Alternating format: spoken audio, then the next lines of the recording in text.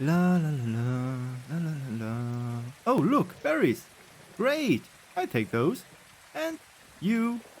Wow, so many berry bushes. Perfect for a potion, or maybe a soup, or jam. I don't know. I take it. But wait, what the heck? This is crazy. Is that an axolotl? But it looks so different. It looks it looks like that, but it lives. I think it's cursed or something. But who in the world could do such thing? I need to help you. I need to rescue you. But from who? Who could do such cruel thing to an axolotl? Oh no. What?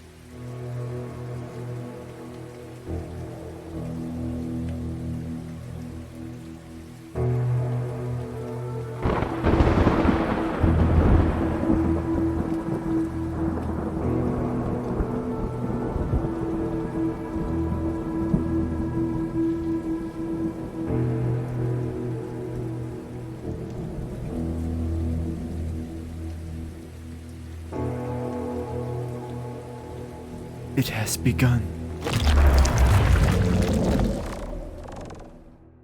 What's up guys, and welcome back to the next episode of our Minecraft hardcore adventure. As you have seen, we have a special mission today, namely to build a sanctuary for the persecuted and injured axolotls in our world.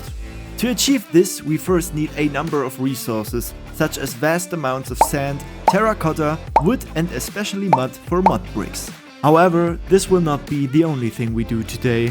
I also want to build a fully automated wood farm with an integrated bone meal farm, so that we will never again have shortages of wood. The slime we farmed in the last episode will be useful for this, but we also need honey blocks, so we should also build a bee farm to have enough honey bottles for blocks. I hope that our work will make the axolotls feel comfortable in the world again, and that we will be able to save at least some of them from this strange plague. We will definitely get to the bottom of the plague, but that will have to wait until we learn more about it. For now, I hope you enjoyed this little cinematic. It's the first time I've tried something like this, but I'm willing to learn and possibly do more in the future. But enough talk. I still want to thank you for your incredible support. And now, let's get right into today's episode.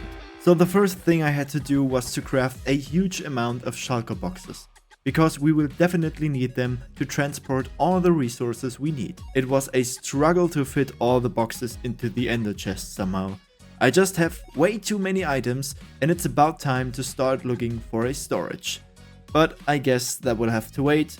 The axolotls need my help. My first goal to help the creatures of the sea was to destroy the natural habitat of these and other creatures and store them in my inventory to be able to build a suitable and species appropriate decoration. Typical human, isn't it?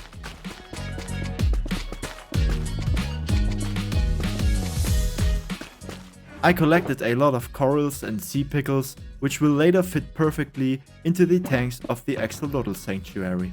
Next I needed sand, because the tanks I just mentioned are made of glass, so you can watch the little critters swim and play.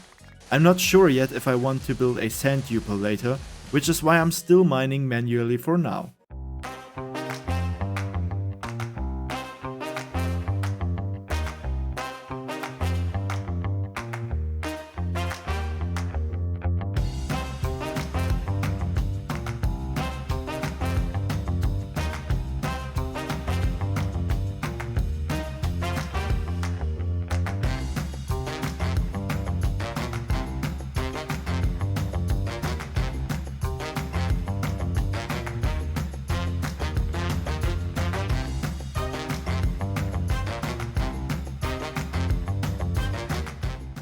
That should be enough for now, so now quickly back home. I first placed all the full boxes in the marketplace, so I wouldn't have to carry them around. It also makes it much easier to keep track of items and craft more later. Then I set off again, because the next thing I need is a lot of terracotta. Fortunately, I had my beacon with me, which made terracotta farming much more pleasant and faster.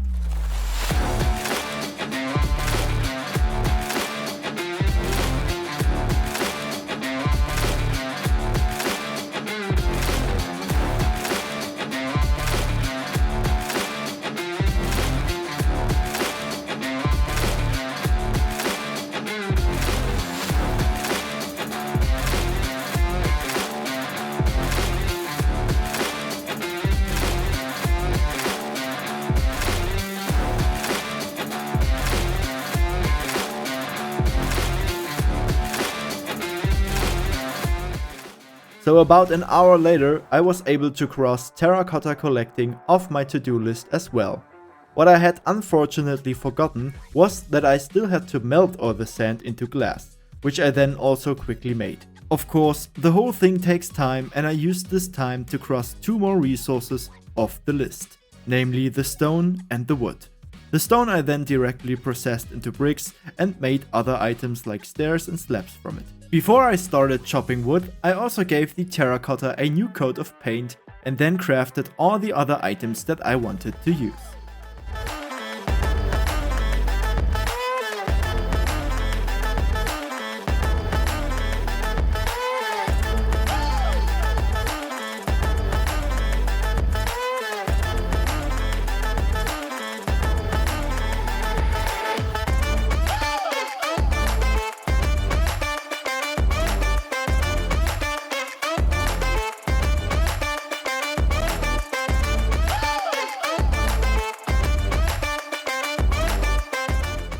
As you can see, I really farmed a huge amount of wood, which then also had to be converted into new items, which cost me another whopping 2 hours.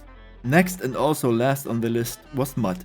So for the third time in this episode, I set out to find a biome. The swamp biome was a bit of a challenge for my PC, which is why I had to turn off the shader here. The farming in the swamp was so annoying that I decided to build a mud farm. With this, it is much easier to farm mud. The farm design this time comes from Ilmango, and the link to the video and to his channel can be found in the description down below.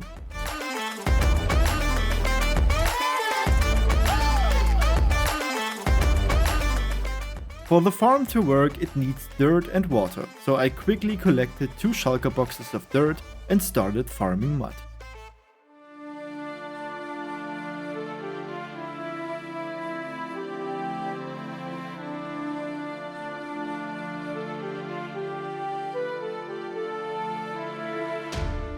Of course, these mud blocks must first be turned into mud bricks, and for that you need one thing above all: wheat.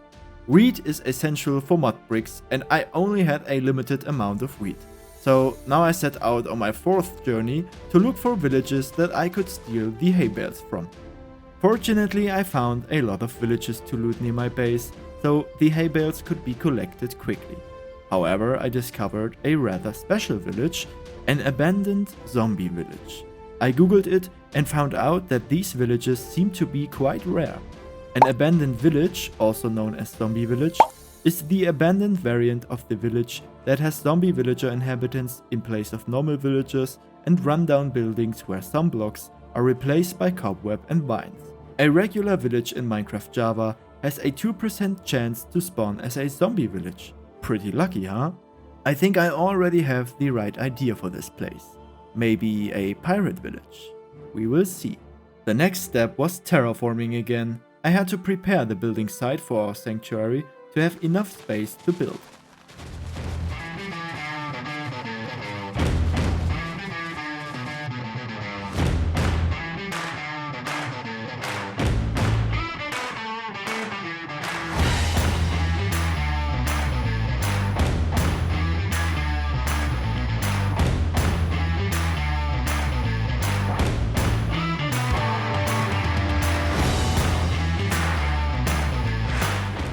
And then the construction started. I wanted to divide the building into 4 corridors with a main hall in the middle. In this hall is later the main pool, which also leads into the respective side pools. Everything is connected by water pipes so that the axolotls have plenty of space to swim. On the other wall there are some fountains, but they serve only decorative purposes. And now let's enjoy the time lapse.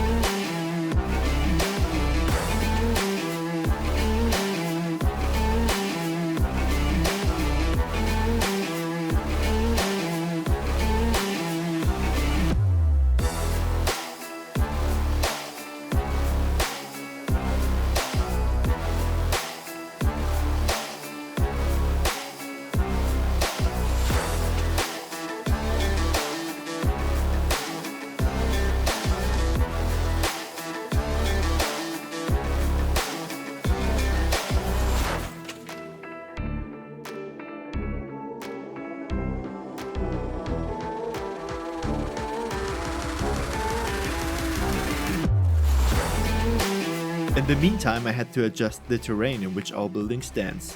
To ensure smooth access, I decided to artificially expand the river course with an additional river branch.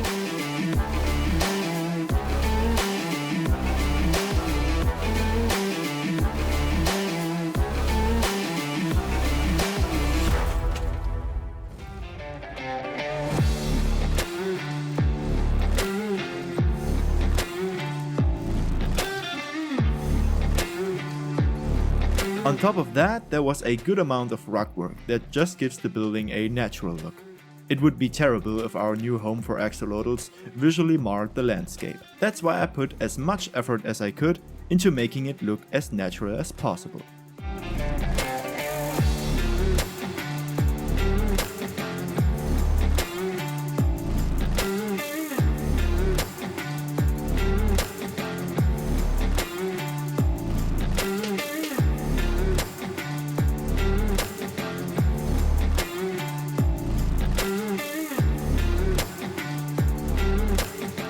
As you can see, the whole thing worked quite well, and now our building is perfectly integrated into the surroundings. Once that was done, I could get back to the artificial river branch, which I also wanted to look as natural as possible.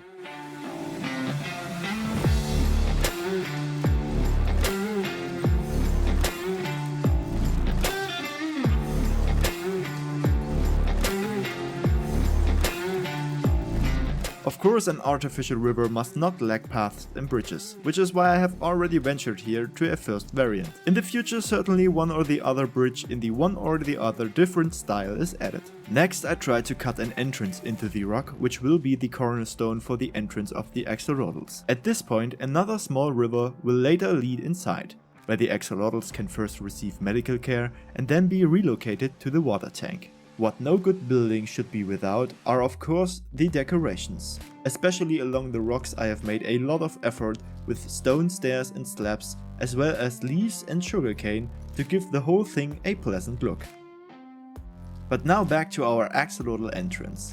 First of all, a lot of dirt and stone had to be removed before I could pull the tank down from the main hall above, so that everything is connected so that as few barriers as possible are put in the way of the axolotls.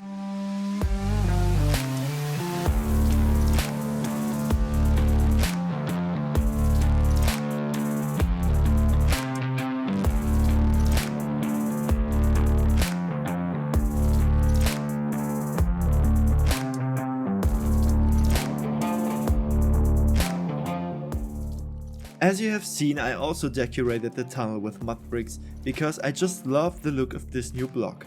What do you think of the new blocks?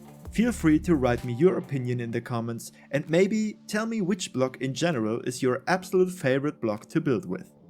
After all the hard work was done, I turned my attention to the tank decoration. I built a large rock in the middle, to which I then added coral sea pickles and kelp. I have given myself the greatest effort to make the whole thing look as beautiful as possible. The whole decoration can of course also be found in the upper corridors. The light sources here are, appropriately, sea lanterns, which we have an infinite supply of thanks to our extremely efficient guardian farm. I don't think I need to tell you much more about the lore of this place. We have to help the axolotls of our world, as they are obviously afflicted by some mysterious plague. As the sentinel of this world, I was only too happy to dedicate myself to this task.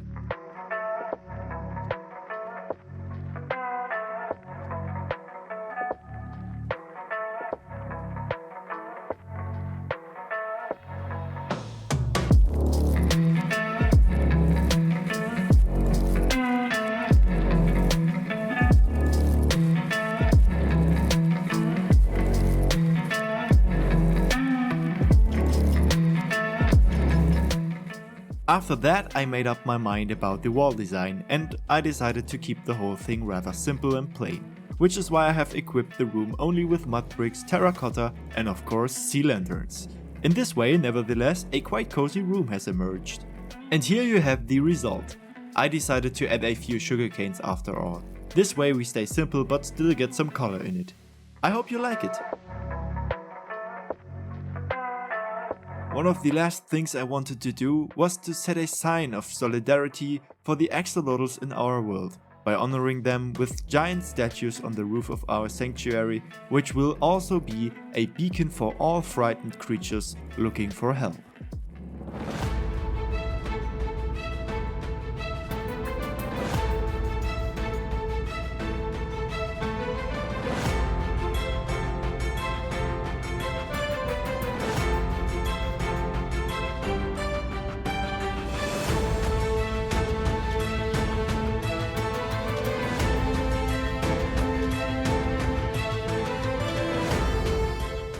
In the community tab I asked you as a teaser for this video for a name for our pink friend here, and the name that stuck in my mind is the suggestion of Matteo Santana, namely Pinkerton Pinky McDouglas.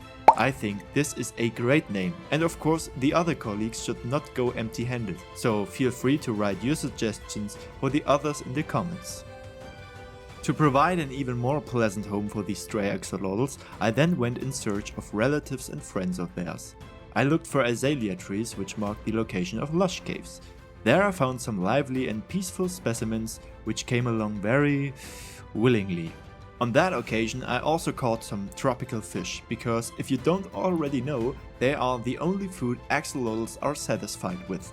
Everything else is simply killed by them. I think in total I was able to find 5 axolotls and explore some really nice caves. I really have to say that these new caves do the game a lot of good. And I think in the future, one or the other project around these caves will be realized. Back at home, I jumped into the lukewarm water of the main tank and separated the lower from the upper half, because I wanted to breed and let them all arrive. I was very proud when the first little axolotl babies swam in my tank, because that makes me, even if only indirectly, the axolotl dad. In the future I will expand the axolotl population, and with every new episode you will see more and more of them swimming around in our sanctuary. And here you can see the final result. I must say that I have rarely been more proud of a project than I am now. Hopefully we are now one step ahead of the plague.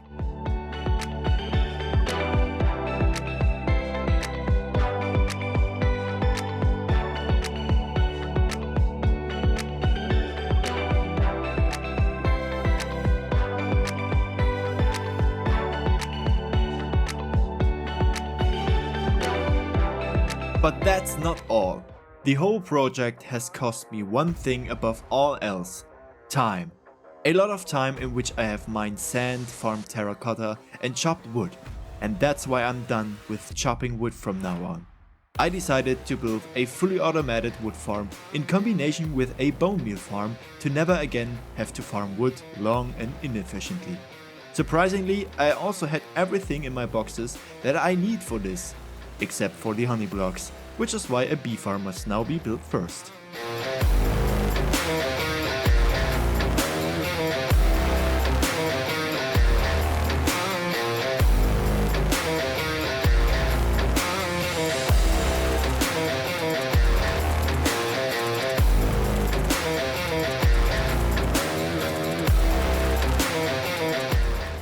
The design is once again from Schalkecraft and is overall really easy to build. I just had to help myself to Mother Nature's counter again by stealing bees' nests.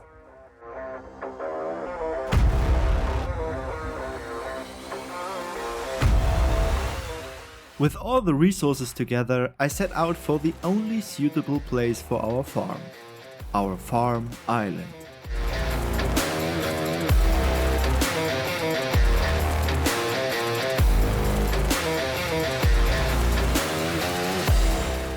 One more beacon setup later, the work could start.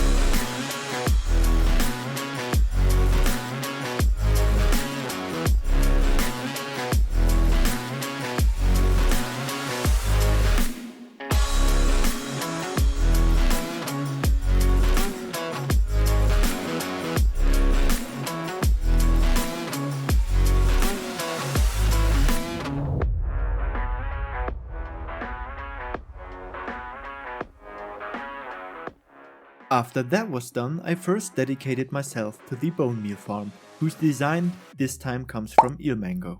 Here, moss blocks are constantly generated, which are then processed by composters to bone meal.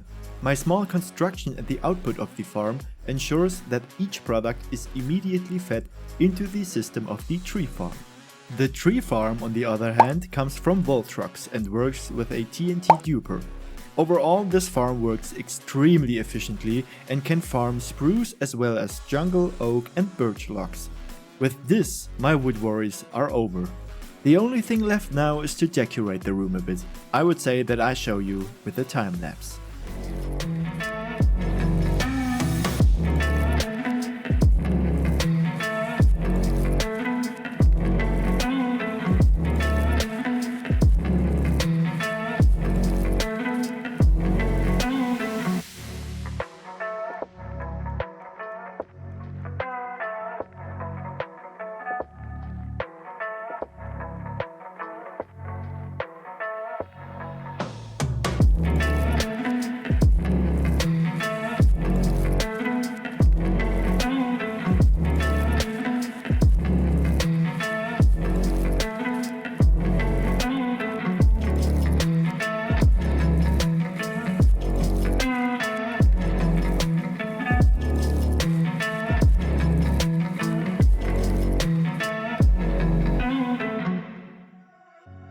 And here we go, that should be it for today guys. I must say these two projects have been a lot of fun and I think it's great that we have contributed to the safety and survival of the creatures in our world and that we have eliminated our wood bottlenecks forever. Sooner or later you'll find out what this strange plague is all about, but for now, thanks for watching and for all the support. I can hardly believe how fast we grow together and what great people I meet in the comments. If you guys want to grant me another wish, just keep it up. I'm out at this point, enjoy the remaining scenes, and I'll see you next time.